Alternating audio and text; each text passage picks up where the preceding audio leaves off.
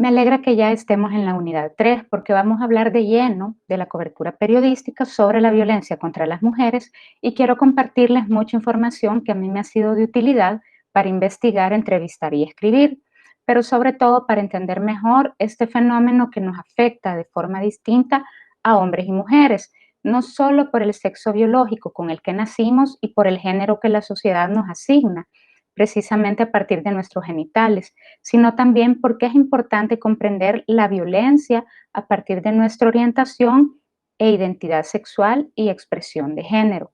Asimismo, porque los distintos tipos de violencia que experimentamos son diferentes durante nuestro ciclo de vida y nos afectan de forma distinta dependiendo no solo del sexo, género, edad, sino también de nuestro nivel educativo, el lugar donde residimos, nuestros ingresos, si tenemos un empleo remunerado o realizamos trabajo del hogar no remunerado y de cuidado del hogar, si estamos en un contexto de migración, si tenemos una discapacidad, si somos parte de los pueblos originarios, si vivimos en una comunidad en la que la pandilla tiene el control, es decir, si analizamos la violencia con una perspectiva de género y un enfoque de interseccionalidad. Ustedes van a encontrar cuál es el objetivo general de esta unidad y las competencias en esta misma plataforma Moodle. Pues bien, en esta primera clase vamos a abordar los conceptos básicos sobre género y la importancia de la perspectiva de género en los medios de comunicación. Vamos a hacer una conceptualización de la perspectiva de género, vamos a hablar de la discriminación por razones de sexo y género y vamos a finalizar abordando la igualdad y la equidad de género. Pues bien, lo primero es que comprendamos la diferencia entre sexo y género. El sexo viene determinado por la naturaleza. Nacemos con genitales de hombre o de mujer, aunque también hay personas intersexuales, es decir, que su anatomía reproductiva o sexual, sus genitales u órganos internos no encajan en estas categorías tradicionales de lo que se considera hombre o mujer y equivalen a los géneros masculino o femenino. Por ejemplo, hay personas que nacen con tejido de ovarios y testículos al mismo tiempo. Otras personas intersexuales tienen combinaciones de cromosomas diferentes a la XY asociada con el género masculino o XX que corresponde al género femenino. Por ejemplo, hay personas intersexuales con cromosomas XXY. También algunas personas nacen con genitales externos que se ajustan a las categorías tradicionalmente asociadas con los géneros masculino y femenino, pero sus órganos internos u hormonas no corresponden a estos genitales externos. En el caso de las personas que nacen intersexuales, son los doctores quienes asignan el sexo legal, es decir, determinan si es hombre o mujer para que en la partida de nacimiento aparezca categorizado como masculino o femenino. De acuerdo con Planned Parenthood en 2020, es difícil saber cuántas personas intersexuales existen, pero un estimado sugiere que alrededor de una o dos de cada 100 personas que nacen en Estados Unidos son intersexuales. Ahora quiero retomar la diferencia entre sexo y género. De acuerdo con Chamorro, en 2016, el sexo biológico se refiere a órganos, hormonas y cromosomas de una persona. Si son femeninos, equivale a que tiene vagina, ovarios y sus cromosomas son XX. Si son masculinos, significa que tiene pene, testículos y cromosomas XY. Si es intersexual, es porque tiene una combinación de ambos, femeninos y masculinos, como veíamos anteriormente. Esto quiere decir que el sexo viene determinado por las características anatómicas y fisiológicas naturales, en particular por los genitales con los que nacemos. Y que en el mundo binario, heteronormado y construido a partir de las reglas establecidas por el patriarcado, definen a una persona como mujer o como hombre, mientras que el género es aprendido y como ustedes pueden identificar y buscar en sus documentos de identidad, aparece definido como femenino o masculino. Es importante comprender que el género es una construcción social y cultural y a partir de esa construcción social y cultural establecida por el patriarcado, se definen las características emocionales, afectivas, intelectuales y comportamientos que cada sociedad asigna como propios y naturales a hombres y mujeres. Es decir, es algo aprendido, no se educan de esa manera. En 1949, Simone de Beauvoir filósofa, novelista, memorialista y ensayista precursora del feminismo, afirmó en su libro titulado El segundo sexo que no se nace mujer, se llega a serlo. De esta manera, Simone de Beauvoir advirtió que el sexo está más ligado a la esfera biológica, a aquello que se trae al nacer, y que la noción de género tiene más bien un carácter sociocultural, que es construida dentro de la sociedad, en particular donde se desenvuelve la persona, y es aquí donde se vuelve o no efectiva, intentando regular el orden de las cosas y el comportamiento de las personas. Esto de acuerdo con Álvarez en 2007. Así, lo masculino y lo femenino queda absolutamente separado desde el momento en que la persona nace, teniendo que responder cada sujeto a unas expectativas ajenas a él o ella sobre las que no puede decidir, de acuerdo a lo que analizaba la Unión de Asociaciones Familiares de España en el 2014. A partir de esta diferenciación, es importante responder a la pregunta ¿qué es la perspectiva de género? La perspectiva de género es el posicionamiento social, individual o colectivo que parte del reconocimiento de las desigualdades y asimetrías que existen entre hombres y mujeres y que determinan desventajas e injusticias sociales contra mujeres y niñas, y privilegia el papel, las oportunidades y ventajas para los hombres. La perspectiva de género plantea la transformación social y personal para la equidad e igualdad entre hombres y mujeres. Convoca a la acción y al cambio de estructuras y prácticas sociales que discriminan, violentan, excluyen y deshumanizan por razones de género, así como da su justo valor a las luchas y esfuerzos por eliminar las brechas entre hombres y mujeres y los factores que perpetúan esas inequidades. La perspectiva de género es la acción por alcanzar una real igualdad entre las personas. El enfoque o perspectiva de género se sustenta en la teoría de género y nos permite entender en qué se basan los roles y estereotipos de género. El rol de género es el comportamiento esperado de una persona basada en su sexo, es decir, se asocia a la identidad de género bajo el supuesto de que la identidad corresponde a los genitales con los que una persona nació. Así, los roles de género son comportamientos asignados y diferenciados según el sexo biológico de una persona y siguen normas sociales. A cada género se le adscriben comportamientos diferenciados.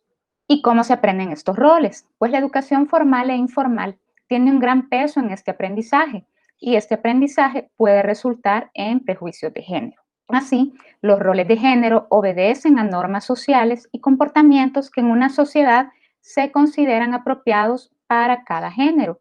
Sin embargo, los roles de género no necesariamente van de la mano con el sexo o la identidad de género de una persona.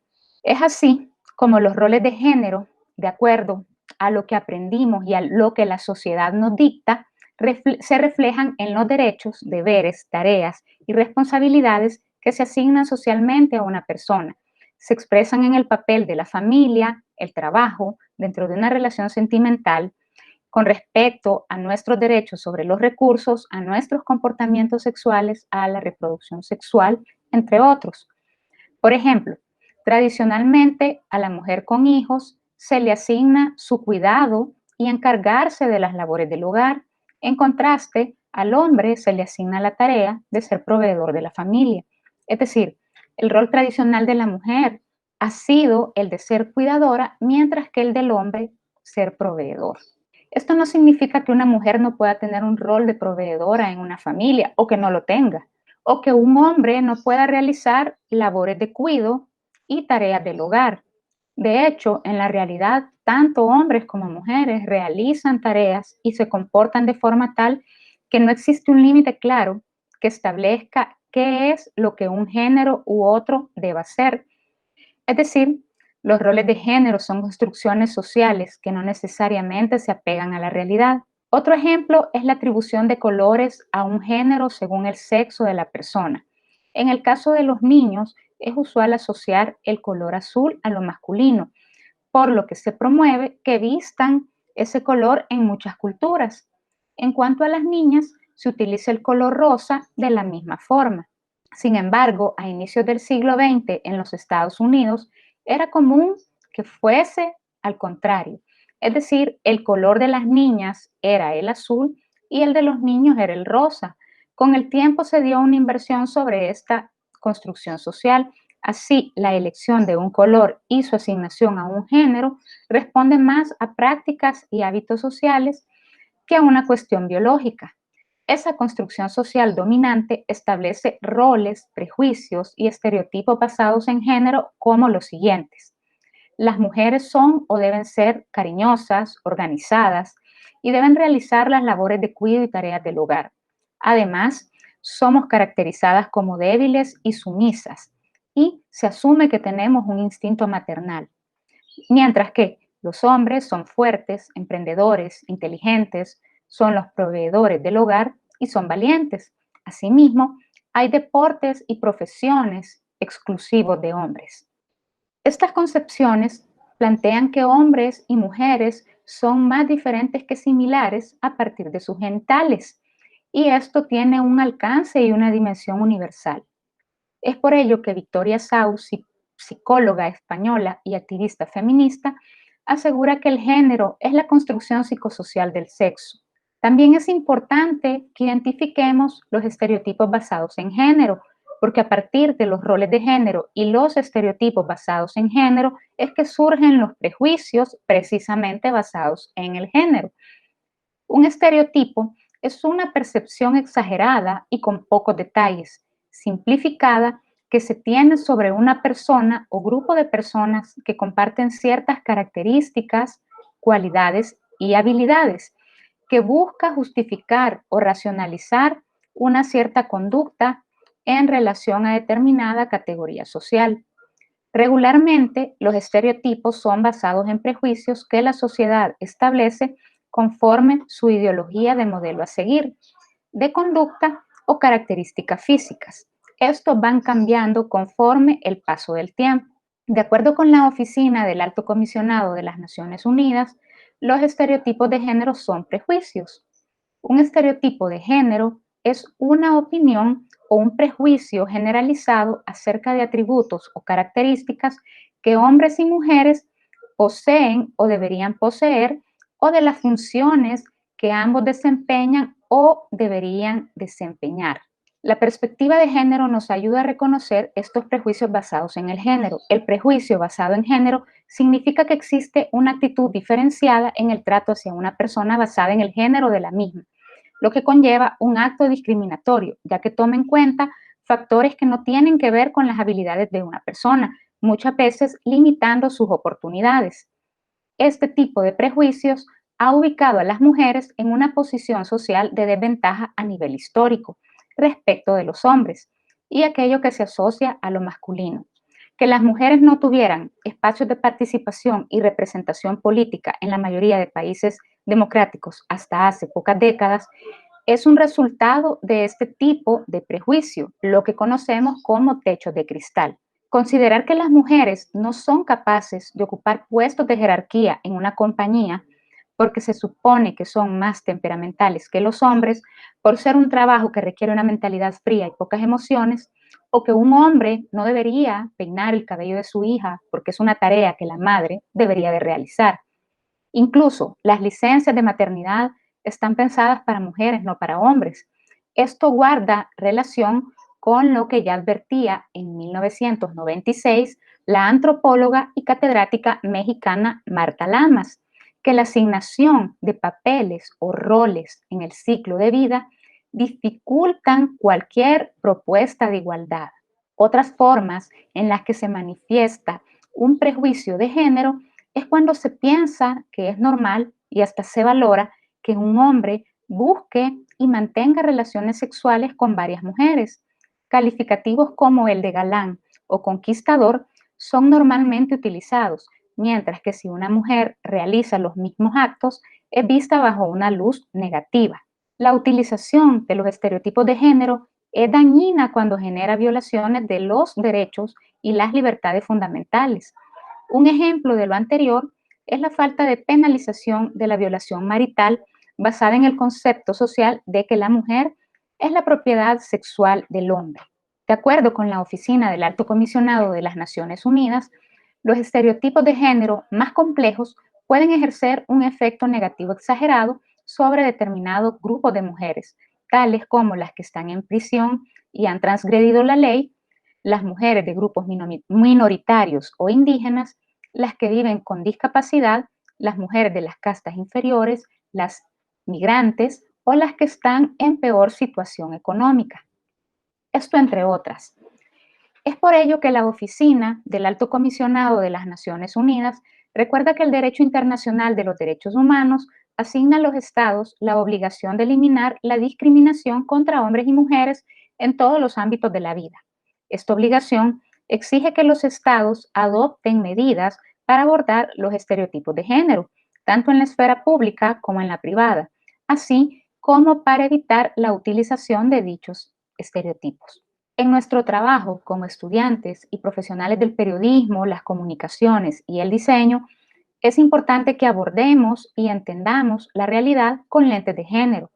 La perspectiva de género nos da esa visión, ya que nos permite identificar, cuestionar y valorar la discriminación, desigualdad y exclusión de las mujeres que se pretende justificar con base en las diferencias biológicas entre mujeres y hombres, así como las acciones que deben emprenderse para actuar sobre los factores de género y crear las condiciones de cambio que permitan avanzar en la construcción de la igualdad de género. La perspectiva de género hace alusión a una herramienta conceptual que busca mostrar que las diferencias entre mujeres y hombres se dan no solo por su determinación biológica, sino también por las diferencias culturales asignadas a los seres humanos.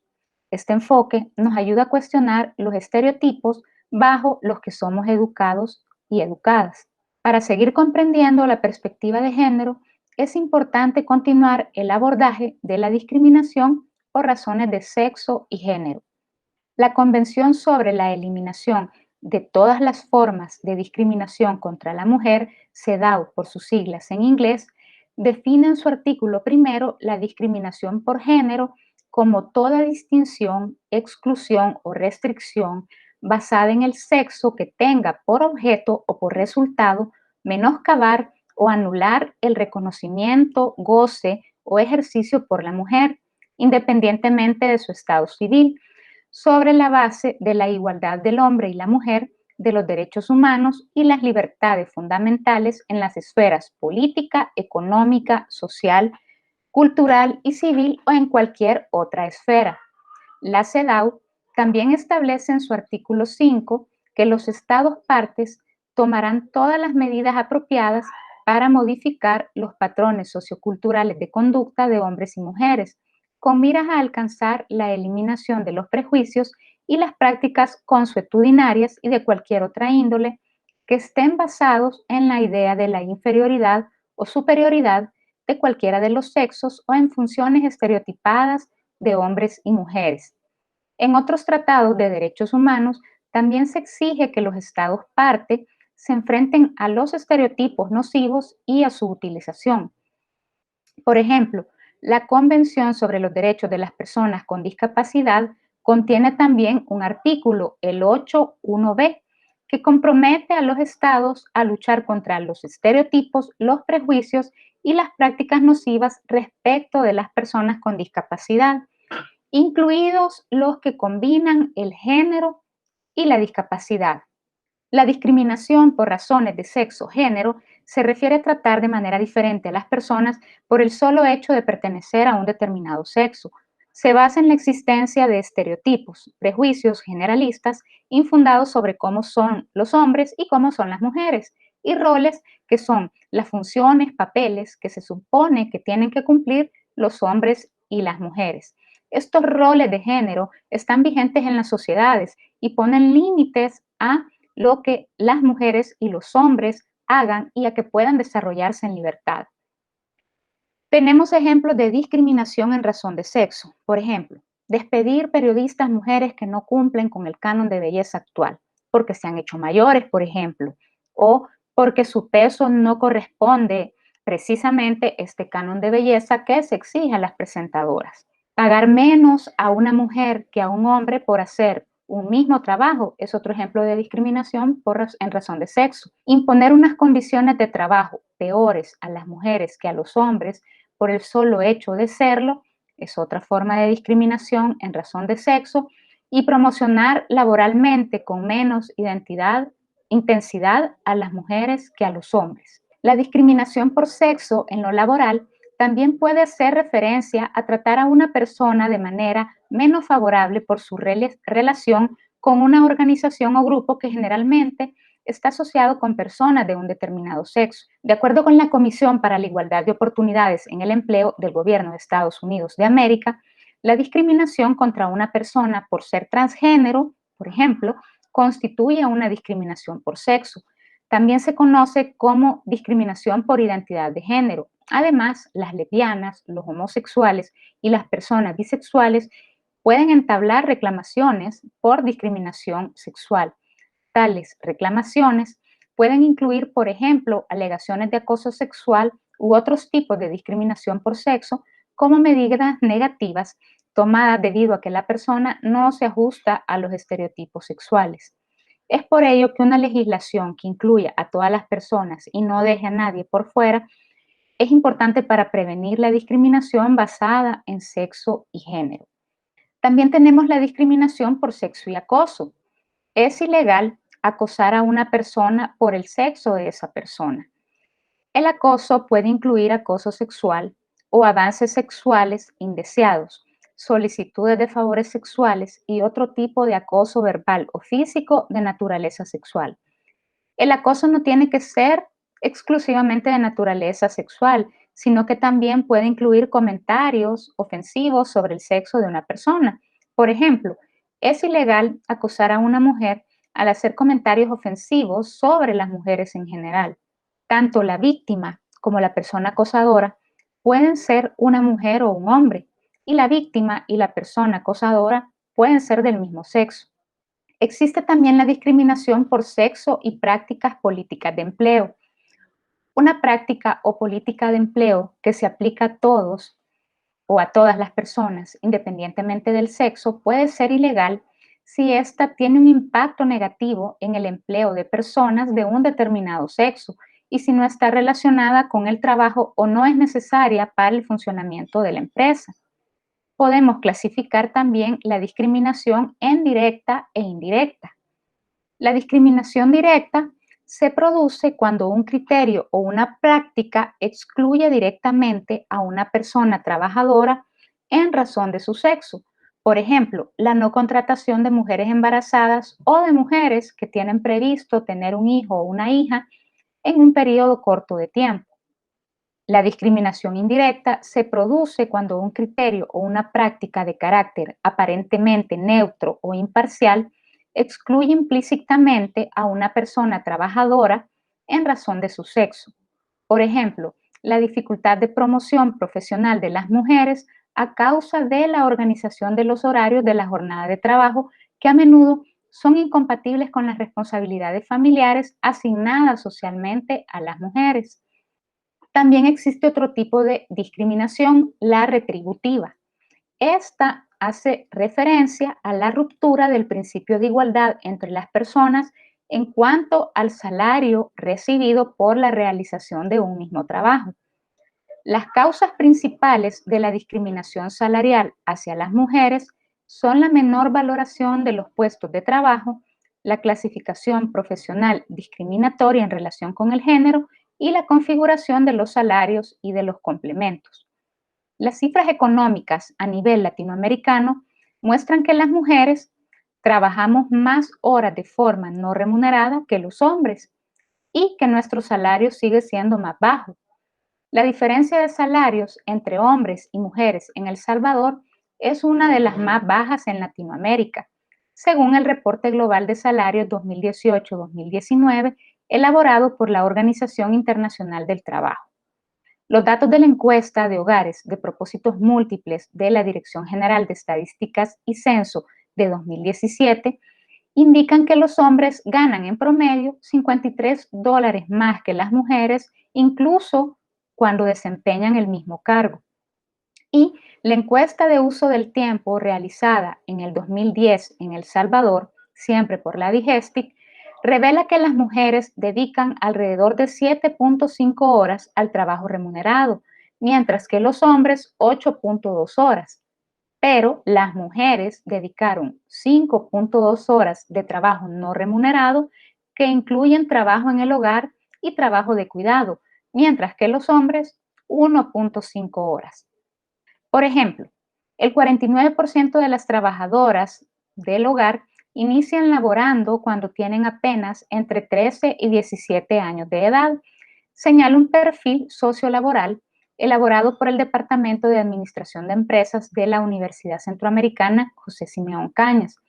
El estudio señala que la jornada laboral de las trabajadoras del hogar, a estas que mal llamamos empleadas domésticas, dura un promedio de 13 a 20 horas al día. También existe la división sexual del trabajo, que es otro tipo de discriminación laboral.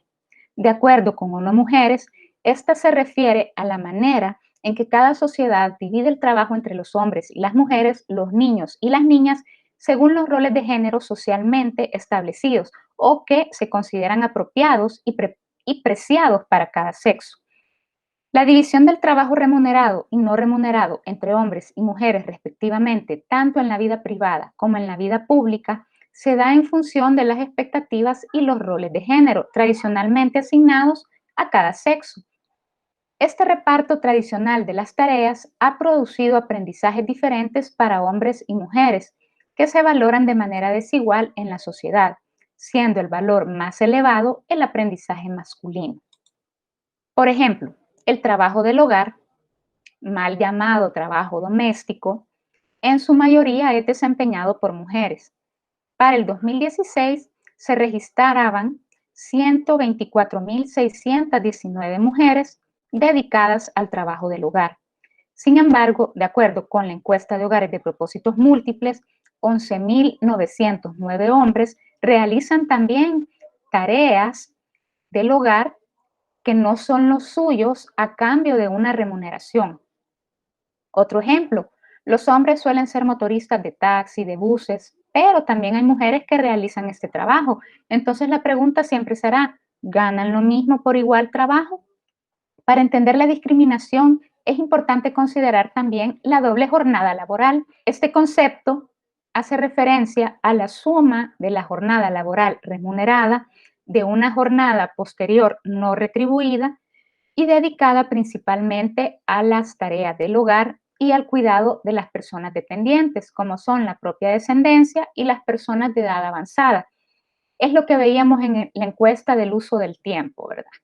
¿Cuánto tiempo dedicamos las mujeres a las tareas de cuidado y del hogar no remuneradas y cuánto tiempo dedican los hombres? A eso es a lo que le llamamos doble jornada.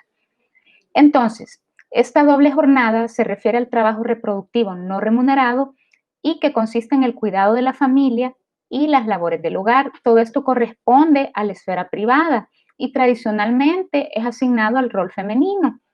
Esto implica para las mujeres que tienen un empleo remunerado y que realizan una doble jornada en sus hogares que no es remunerada, que, por ejemplo, las oportunidades y tiempo para estudiar y prepararse mejor para que sus ingresos aumenten se ve limitada y condicionada por un rol y estereotipo basado en género, lo que dificulta también alcanzar un mejor nivel de vida para ella y para su grupo familiar o ascender en un cargo.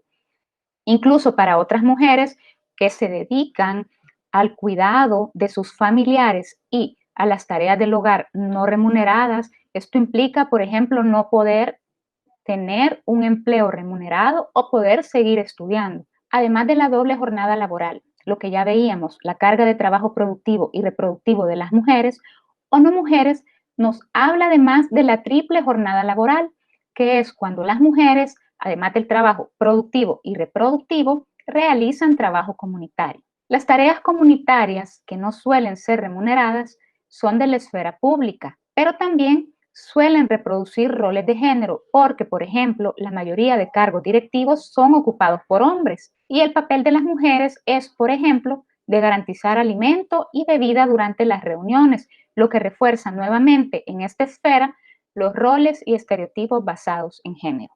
Es importante que comprendamos que la discriminación por razones de género y de sexo nos afecta no solo a nivel individual, sino también colectivo, y que las profesiones y los empleos no corresponden a un sexo ni a un género. Ya vimos en el diálogo de población y desarrollo número 3, una década para alcanzar los objetivos de desarrollo sostenible y su impacto en la población, que solo si se cumple el objetivo de desarrollo sostenible número 5, igualdad de género, se podrán alcanzar los otros 16 objetivos. Cabe recalcar que para alcanzar la igualdad de género debemos considerar que todas las personas, independientemente de nuestro sexo biológico, somos distintas y tenemos necesidades distintas. Tener claridad sobre la diversidad es importante para evitar la discriminación y lograr la igualdad. Es por ello que comenzaré el abordaje de la igualdad y equidad de género para completar esta primera parte de la unidad 3. Marta Lamas se pregunta, ¿hay o no hay una relación entre la diferencia biológica y la diferencia sociocultural? ¿Qué posibilidades hay de modificar los papeles sexuales si son determinados biológicamente? ¿Por qué la diferencia sexual implica desigualdad social? La igualdad es un principio constitucional que determina que hombres y mujeres son iguales ante la ley. Pese a esto, en la práctica cotidiana, no todas las personas tienen realmente los mismos derechos frente al Estado y a la sociedad. En el caso de las mujeres, la igualdad de género ha sido constantemente una bandera de lucha. De ahí la importancia de relativizar el derecho a la igualdad y de introducir el principio de equidad como estrategia que ayude a fomentar la igualdad, tomando en cuenta las necesidades y capacidades tanto de hombres como de mujeres. La equidad es importante porque la igualdad a veces es injusta, porque implica dar un trato idéntico a las personas, pero nuestras necesidades son distintas. Incluso entre mujeres, las necesidades de las mujeres rurales no son las mismas que las de las mujeres urbanas. Y esto cambia incluso más si hablamos de mujeres con discapacidad que viven en la zona rural o en la zona urbana, de mujeres migrantes, y las necesidades de quienes nacemos con genitales femeninos también son distintas a lo largo de nuestro ciclo de vida. Esto por mencionar algunas diferenciaciones o distinciones que deberíamos de hacer. Es importante considerar todas nuestras diferencias porque la igualdad en el trato no significa igualdad de oportunidades. Además, porque la asignación de papeles o roles en el ciclo de vida dificultan cualquier propuesta de igualdad. La equidad introduce un principio ético en la igualdad, teniendo en cuenta las diferencias y circunstancias individuales de cada persona. La equidad avanza hacia una sociedad cada vez más justa, que contempla las posibilidades de cada persona y le ofrece oportunidades de desarrollo. Y la diversidad exige equidad. Hill en 2017 nos explicaba que en un entorno globalizado e interconectado, la diversidad es cada vez mayor. Hay tantos tipos de personas como personas en sí, de modo que resulta muy complicado establecer categorías. La diversidad la seguimos clasificando en etiquetas como género, raza, edad o discapacidad, ya que en la sociedad siguen imperando prejuicios que hacen necesarias políticas de no discriminación específicas para los grupos tradicionalmente más excluidos. Sin embargo, la diversidad va a más. Cada vez somos personas más heterogéneas y eso precisamente nos enriquece. Por encima de la pertenencia a un grupo, somos seres humanos con unas circunstancias, unas vivencias y unas necesidades concretas. Las políticas de igualdad son necesarias para evitar subjetivismos y discriminación, no solo en cuanto a género, pero su evolución natural será hacia la equidad. La equidad da un paso más, no elimina el principio básico de igualdad, pues se basa en el trato igualitario, pero tiene en cuenta las particularidades de cada persona y le ofrece posibilidades de desarrollo específicas. Para un trato equitativo y democrático, sin prácticas discriminatorias, se necesita de políticas públicas que tomen en cuenta las condicionantes culturales, económicas y sociopolíticas que favorecen la discriminación femenina de las personas de sexo, orientación sexual e identidad de género diversas, de indígenas y de personas con discapacidad. Sabemos que el trato igualitario a personas desiguales no genera igualdad y que la igualdad de trato no significa igualdad de oportunidades. Por ello es importante hacer periodismo, comunicaciones y diseño considerando la interseccionalidad de las personas. Solo así podremos retratar de una forma más real y fidedigna cómo distintos fenómenos como la seguridad social, la economía, el empleo, el desempleo, la violencia, el desplazamiento forzado, la salud, la educación, la migración, nos afectan de manera distinta. Es importante recordar siempre que la perspectiva de género no se refiere solo al sexo o al género. En la clase siguiente hablaremos de conceptos importantes a tener en cuenta para emplear un lenguaje que visibilice a todas las personas. No olviden completar todas las actividades de este primer apartado, es decir, los videos obligatorios, la película, las lecturas obligatorias y recomendadas y responder a la pregunta del foro. Muchas gracias.